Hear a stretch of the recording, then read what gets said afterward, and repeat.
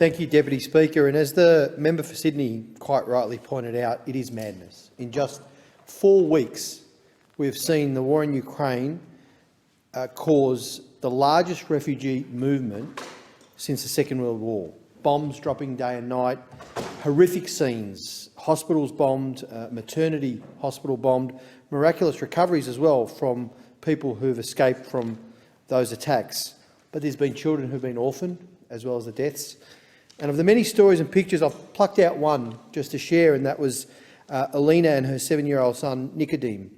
And there's a picture, some of you might have seen it, of Nicodim, who's 7, clutching onto his prized possession, a deflated football, while he was hiding for safety with his mum. There's still 1,000 people trapped under the ruins of a theatre in Mariupol. There are stories, countless stories of sadness and suffering everywhere across Ukraine. And of course, there's no greater sense of urgency than over the humanitarian catastrophe that's occurring, particularly in Mariupol, but as well as many other cities, but particularly in Mariupol, given the siege that they have been under. There are also stories of bravery and courage, stories of the Ukrainian people risking their lives to stand up and fight the Russian aggression, refusing to capitulate to Vladimir Putin and the demands of a dictator. Millions of Ukrainians have stayed to fight or returned to fight for their country and for their democracy. And as we've heard, Putin's invasion of Ukraine is not just an attack on Ukrainian sovereignty. Actually, it is an attack on one of the core principles of the post-World War II era, that all UN members shall refrain in their international relations from the threat or the use of force against the territorial integrity or political independence of any other state. Now, we're all members of a parliament, I would say, of a great democracy, one of the oldest democracies, continuous democracies in the world, Australia. And in many respects, we have a collective duty to stand up for human rights, for international law, for that liberal rules-based order, and speak up when those rights are diminished or abused, whether that be here or abroad. That's the least we can do as elected representatives of this great democracy. And that is why, fundamentally, why all of us here, as well as our leader, Anthony Albanese, the Shadow Foreign Minister Penny Wong, have repeatedly called for Russia to respect Ukraine's sovereignty and condemned Russia's aggression, which violates international law, undermines security in the region and the world, and lacks basic decency. The barbarity of it is there for the whole world to see, despite their disinformation campaigns. We see the truth. So Australia has a responsibility to work with our allies and support Ukraine in any way that we can, and the opposition has provided that support to push back against authoritarian regimes trying to interfere in our systems and undermine that liberal rules-based order. This really goes beyond party lines. This is not about partisanship, because we are, Deputy Speaker, at an inflection point globally.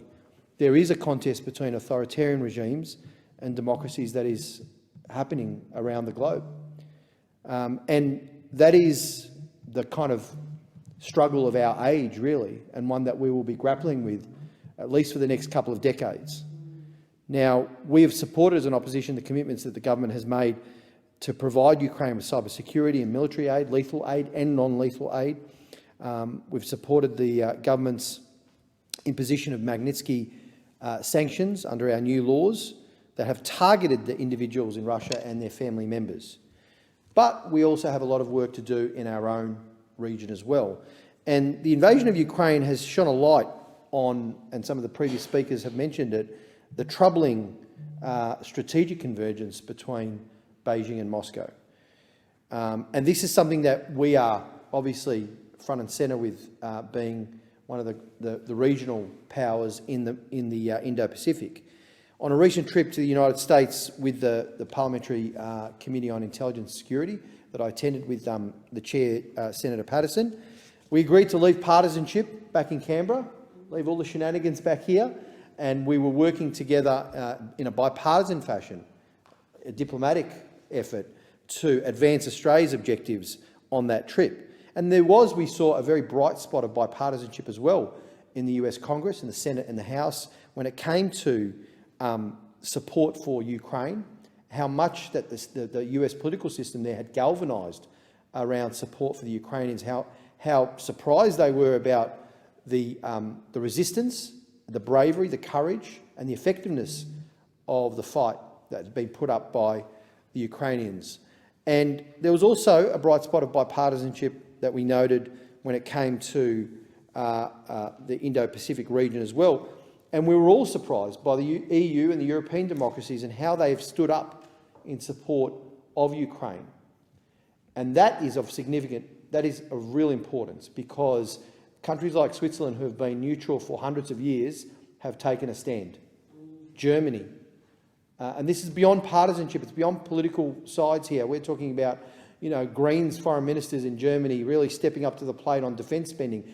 There is a cognizance amongst the Europeans, our friends in Europe, of the importance of demonstrating unity and tangible, substantive support for Ukraine in their time of need. And that has been something worth seeing, because it actually gives us some inspiration about the work that we have to do to get it over the kind of silly partisan fights that we have sometimes, and see the bigger picture of what needs to be done to protect our way of life. There was, as I said, a very important discussion around US engagement in the Indo-Pacific region and the importance of an economic framework in our region that can provide an alternative for countries in the region to participate in. These are the 3 Ds of statecraft: defence, diplomacy and development. This is what it's about. It's the hard work that a middle power like Australia has to do. That's why Labor Shadow Foreign Minister Penny Wong often speaks about the need to put Australian values, like respect for human rights, such as respect for human rights and international law, at the centre of our foreign policy. And I think this is not a naive approach. It actually makes a lot of sense. In the world that we live in today, this is more necessary than ever. The standing up for those values actually matters. The unity that we see with other countries, like-minded countries, democracies, actually matters. And I think no matter where you see human rights being abused and diminished around the world, I think it's our duty as, I would say, political leaders, in the sense that we are elected leaders, to stand up and speak out against that.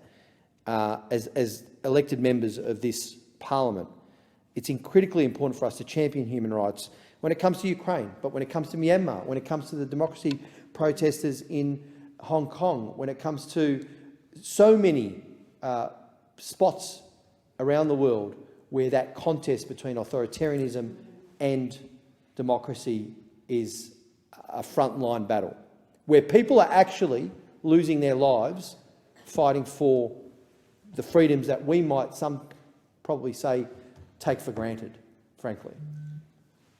And so that fight for freedom, for democracy around the world, is one that we should show leadership with and be part of in solidarity, but also be on the front line, at the very least, in what we say in this place. And of course, tomorrow the President of Ukraine, President Zelensky, will be addressing this parliament, and we need to listen.